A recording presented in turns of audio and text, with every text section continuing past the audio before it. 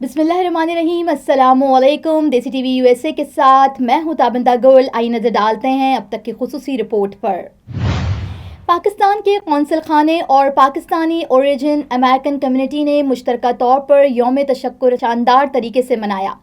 ये तकरीबात कौंसल खाने और डिवॉन एवेन्यू पर मुनक्किद हुई, जिनमें कम्युनिटी के मुख्तलिफ तबकों से ताल्लुक़ रखने वाले अफराद ने बड़ी तादाद में शिरकत की। तकरीब का मकसद पाकिस्तान की मुसल्लह अफवाज और अवाम को ऑपरेशन बुनियाद अल-मरसूस और मार्का हक में कामयाबी पर खराज तहसीन पेश करना था। मुकर्ररीन ने वतन के दिफा में जानों का नजराना पेश करने वाले शोहदा और कौमी हीरोज़ को खराज अकीदत पेश किया।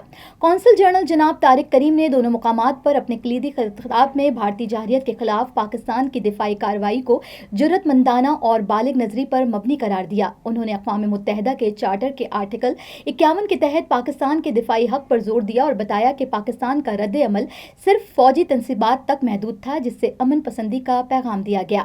उन्होंने भारतीय जंगी तैयारों और ड्रोन्स के खिलाफ कामयाब दिफाई इक़दाम का भी जिक्र किया और कहा कि ये कार्रवाइयाँ मुल्क की खुदमुख्तारी के तहफ़्फ़ुज़ की आला मिसाल हैं। कौंसल जनरल ने अमेरिकन सदर डोनाल्ड ट्रंप की जानिब से मसला कश्मीर के पुरअमन हल की हिमायत पर भी शुक्रिया अदा किया और दीगर दोस्त ममालिक की मसलहाना कोशिशों को भी सराहा।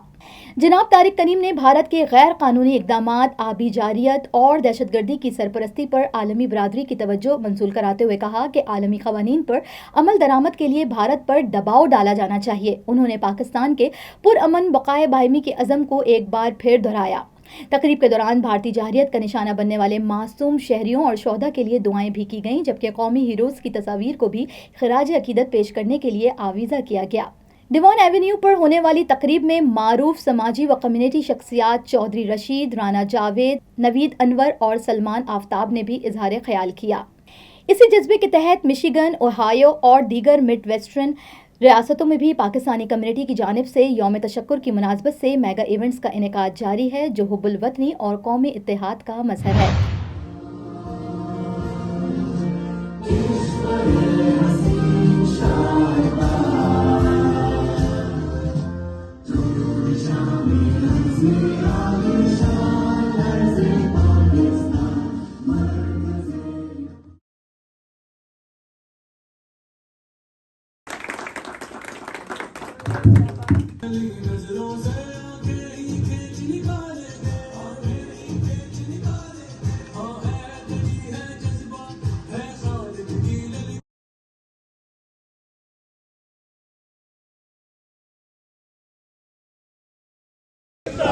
Chief of army Pakistan, Pakistan, Pakistan, कुछ बोलो रोटी मिलेगी। पाकिस्तान, पाक फौज, पाक फौज, पाक फौज। आज जो पाक फौज ने कमाल करके दिखाया, दुनिया को बता दिया कि पाक फौज क्या है। पाक फौज हमारा सरमाया है, हमारी जान है, हमारी शान है, हमारा मोहब्बत है, हमारी आन है। पाक फौज, पाक फौज, पाक फौज, पाकिस्तान, आर्मी चीफ संधू साहब।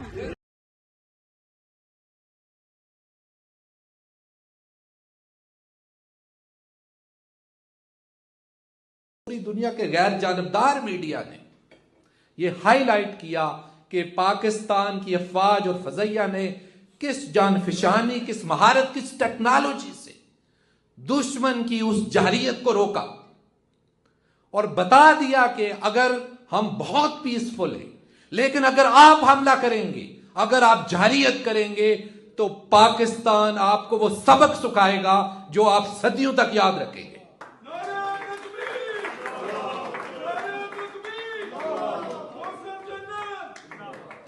ये 6 और 7 की रात मेहनत, काबिज और भरपूर ताउन रहता है। खुदा करे। Chief of army Pakistan, Pakistan, Pakistan.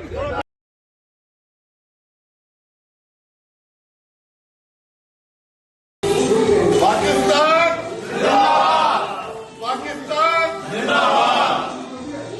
Pakistan ने मैग्नेनिमिटी का मुजाहरा किया। They pleaded for cease fire and we accepted because we want peace, diplomacy और हम नहीं चाहते कि दो न्यूक्लियर पावर्स जंग करें या जंग के दहाने पे हो। तो पाकिस्तान एक रिस्पॉन्सिबल एक्टर है। पाकिस्तान को सफारती तौर पर हर जगह पाकिस्तान के इस मैच्योर्ड बिहेवियर को तस्लीम किया गया और सब दुनिया के मीडिया ने यह चीज इंतहाई अहम और क्लियर अल्फाज में किया कि इतने 4 दिन की सारी में हमें नजर आती है कि पाकिस्तान की रिस्पॉन्सिबिलिटी नजर आती है, वहां से एग्रेशन है, पाकिस्तान का सख्त जवाब है। पाकिस्तान ने सेल्फ डिफेंस में सब कुछ किया, लेकिन इस सेल्फ डिफेंस में उसको वो सबक सिखाया कि वो याद रखेगा। सीज फायर हुई और हम अमेरिका की, बिलखुसूस आप यहां रहते हैं, जो अमेरिका की और दीगर पाकिस्तान के जो पार्टनर्स हैं उनकी जो भी सीज फायर में हेल्प हुई, पाकिस्तान ने उसको वेलकम किया। प्रेसिडेंट ट्रंप की जो कश्मीर का मसला है उसको हल कराने की उनकी जो ख्वाहिश है, हमने इसका भी खैर मकदम किया।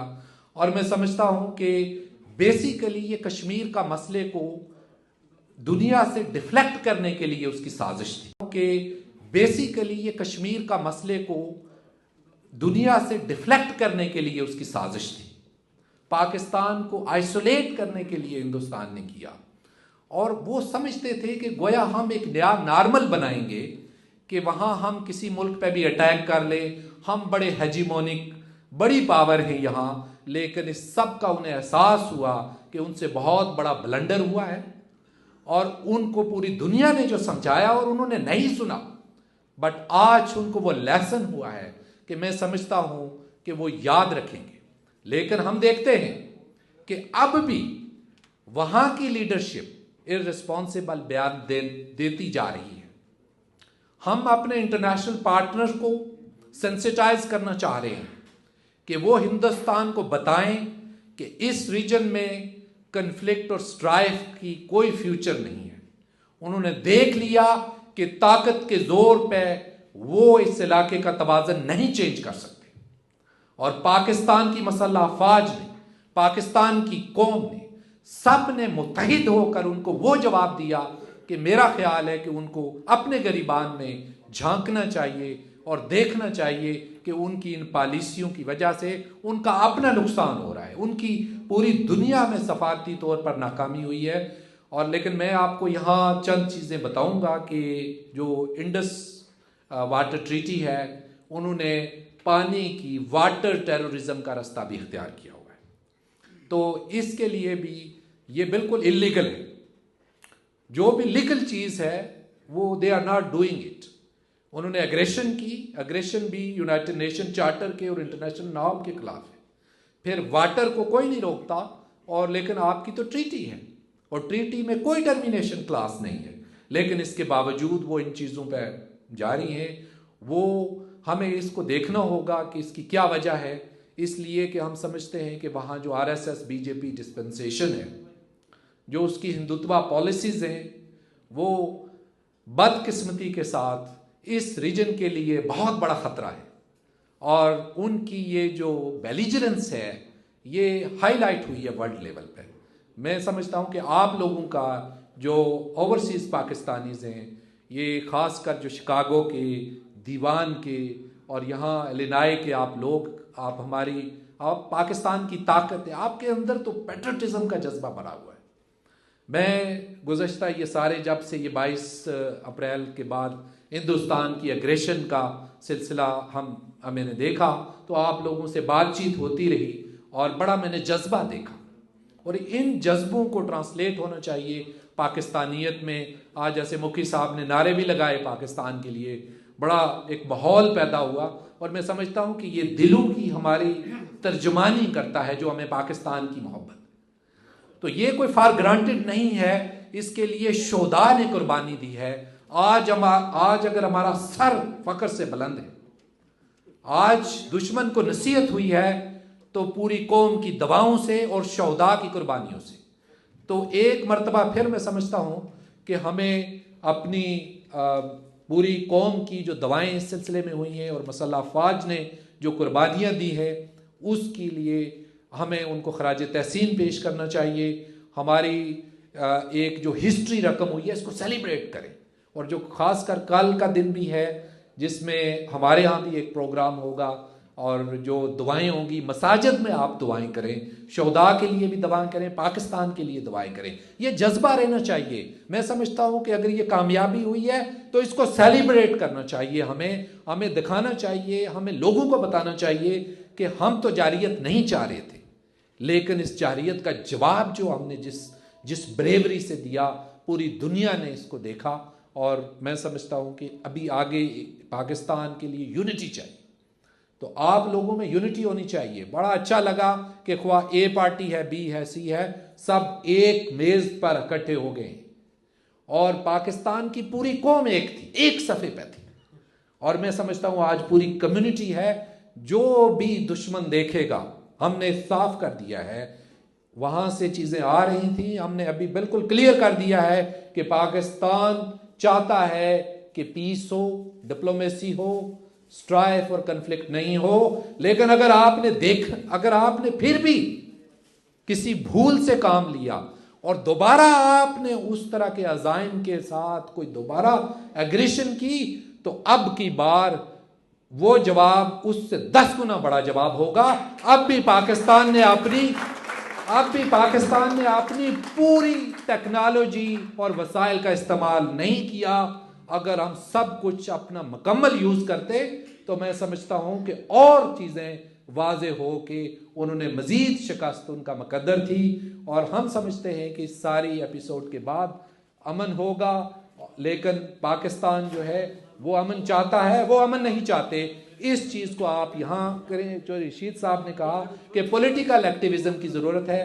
पॉलिटिकल एक्टिविज़म आप अपने जो भी आपके इलेक्टेड ऑफिशियल्स हैं, लोकल लोग हैं, जो लोग यहाँ नहीं हैं, उन लोगों को बताएं कि पाकिस्तान ने किस तरीके से अमन के लिए आखिरी दिन तक कोशिश की, लेकिन वो नहीं माने। तो फिर पाकिस्तान ने वो जवाब दिया जो जवाब पूरी दुनिया देखती है। हम अमन के हक में हैं, वो अमन के दुश्मन हैं। इस मैसेज को आप हाईलाइट कीजिएगा। और बिलखुसूस मैं समझता हूँ कि यहाँ अमेरिका में हम ख़ासकर कश्मीर के लिए और जो यहाँ चीज़ें प्रेसिडेंट ट्रंप ने मुख्तलिफ जगहों पर कश्मीर का जिक्र किया, कश्मीर को हाईलाइट करें। हिंदुस्तान के सारी एपिसोड का मकसद ये था कि कश्मीर से दूरी करें। अल्हम्दुलिल्लाह कश्मीर आज सेंट्रल स्टेज पे आ गया है।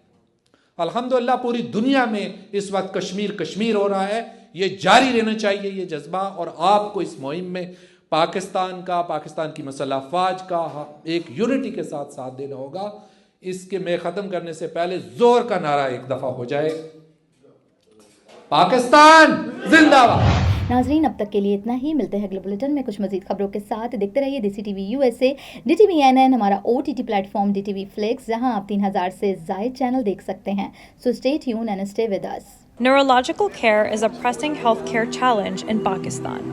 That's why Helping Hand USA is building Kind R, a world-class hospital with 130 plus clinics that is set to establish new standards for neurological care in Pakistan. As the first phase nears completion, anticipation is growing for the launch in the second half of 2025. Give zakat and sadaqah through Helping Hand USA today and join this historic endeavor to redefine future healthcare in Pakistan.